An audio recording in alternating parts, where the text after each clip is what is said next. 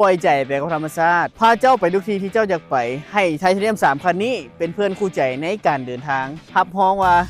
สะดวกสบายเพราะว่าไปได้500กับ1กิโลรุ่นนี้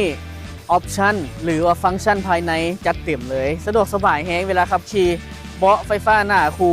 และมีโหมดสวยครับขี่อย่างเช่นอยากให้รถขับสวยใส่โหมดออโต้ไพลอตเนาะโดยที่เฮาบ่ต้องเหยียบคันเร่งหรือว่าจะพวงมาลัยรถคันนี้สามารถช่วยเฮาขับขี่ได้สบายเลยเป็นอย่างที่ว่าเหมาะแก่สำหรับสายท่องเที่ยวเพราะว่ามันมีพื้นที่ให้ใส่เครื่องหลายทางด้านหน้านี่ก็ใส่เครื่องได้เนาะแล้วก็มีทางด้านหลังนะพื้นที่กว้างขวางเลยพาปอลงก็เพิ่มพื้นที่ได้อีกไปปิกนิกไปสร้างสรรค์ไปแบบซุ่มแซวไปกับเด็กแก๊งหรือกับคนคู่ใจได้สบายเลยคันนี้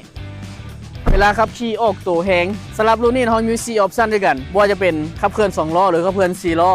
ไปได้ไกลสำคัญเลย500กับ1กิโลและคันนี้เนาะเวลาเฮาเร่งเหยียบคันเร่งภายใน3-4 วินาทีเท่านั้นจาก1-500แหงแล้วก็ไวตามที่รีวิวไปนี่มันคักสำหรับอยากให้มาลองขับตัวจริงก่อนว่ารู้สึกคือกันกับข่อยรีวิวบ่ว่าเว้าเกินจริงหรือว่าโม้บ่มาเบิ่งตัวจริงอยู่ที่ศูนย์บริการบ้านพลพะเนาเด้อขอยินดีต้อนรับ